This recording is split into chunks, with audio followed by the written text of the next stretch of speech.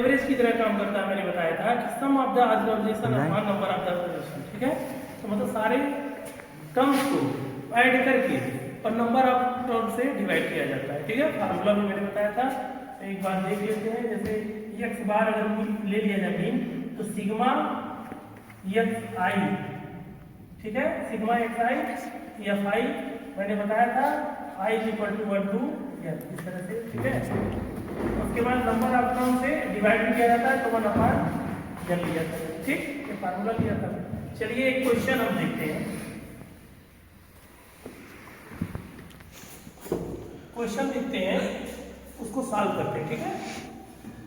तो क्वेश्चन दिया है कि जैसे find the mean of the following frequency distribution, frequency distribution दिया है, यहाँ वेरिएबल्स दिया है, ठीक है। वेरिएबल्स, उसको वेरिएबल्स होता है एक्स में मानते हैं, ठीक है। उसके बाद यहाँ पर उसकी फ्रीक्वेंसी दी हुई होगी, ठीक। फ्रीक्वेंसी को या फाइव में मानते हैं। तो चलिए इसको पहले लिख लेते हैं, जो भी वेरिएबल दिया हुआ है 10, 30, 50, 70, 89 और उसका फ्रीक्वेंसी कितना दिया है 7, 8, 10, 15 और 10, ठीक है। तो जैसे क्वेश्चन दे दिया है, तो इसका सॉल्यूशन कैसे करेंगे, ध्यान से आप लोग देखिए, इसका सॉल्यूशन कैसे करेंगे। सबसे पहले इसको हम टेबल फॉर्म में बनाएंगे, ठीक है। तो फर्स्ट कॉलम में लिखेंगे वेरिएबल जो एक्सआई में डिनोट किया जाता है, और सेकंड कॉलम उसकी फ्रीक्वेंसी लिखते हैं, ठीक है। फ्रीक्वेंसी ध्यान से देखिए, जिसको एफआई माना गया है। अब पहले इसको हम लोग लिख लेते हैं। तो 10, 30, 50, 70, 89, ओके। तो इसकी फ्रीक्वेंसी 7, 8, 10, 15, 10। अब ये तो हमने क्वेश्चन को उतार लिया, क्वेश्चन को इस प्रोसेस में उतार लिया, ठीक है। और उसके बाद यहाँ पे नेक्स्ट काम होगा एक्सआई इंटू एफआई।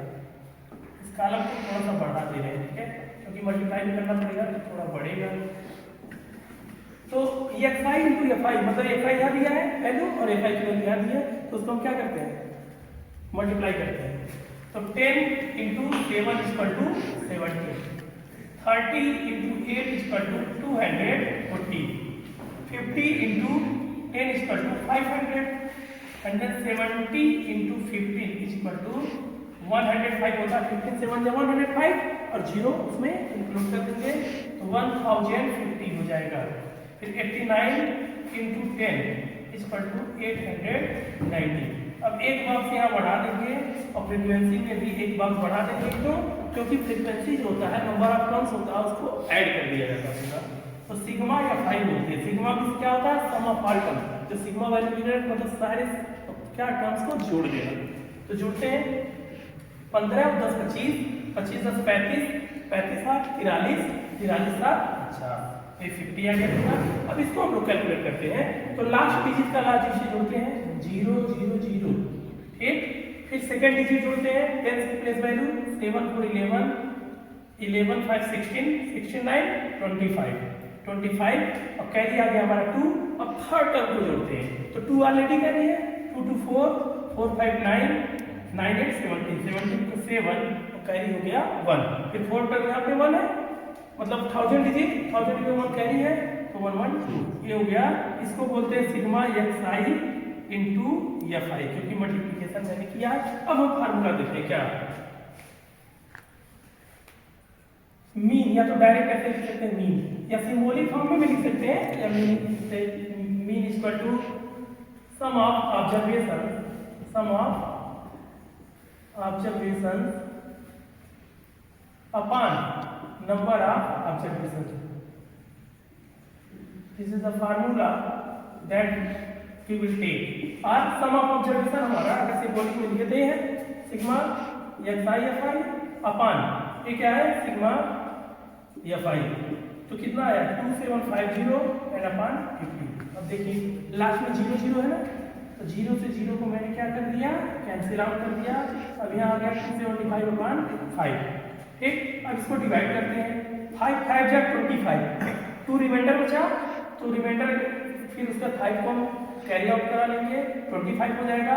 तो 5 5 जा 25, इसका मीन जो हो गया 55। ये आप लोग का आंसर हो गया जो दिए गए प्रोडक्ट का जो भी यहाँ पे इक्वेशन दिया था उसका मीन निकल गया। ठीक है, इस तरह से हम सॉल्व आउट करेंगे। मतलब प्रोसेसिंग क्या है कि पहले क्वेश्चन को उतार लेंगे, वेरिएबल को xi मानेंगे, फ्रीक्वेंसी को fi मानेंगे, उसके बाद xi का fi में मल्टीप्लाई करके लिख देंगे।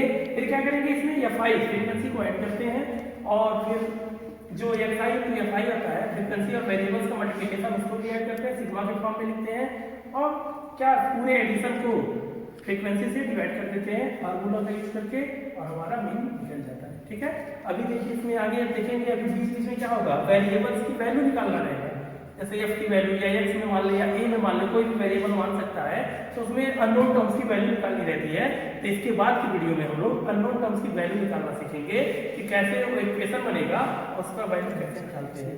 तब तक के लिए thank you, bye, have a nice day. आप लोग क्वेश्चन सॉल्व करते रहिए और किसी भी तरह का कोई भी क्वेश्चन प्रॉब्लम हो तो वहाँ पे कमेंट बॉक्स में, कमेंट सेक्शन में जाकर कमेंट कर दीजिए कि आर एस अग्रवाल का इस चैप्टर का या इस एक्सरसाइज का इस नंबर का क्वेश्चन हमें समझ में नहीं आ रहा है, हमको बता दीजिए।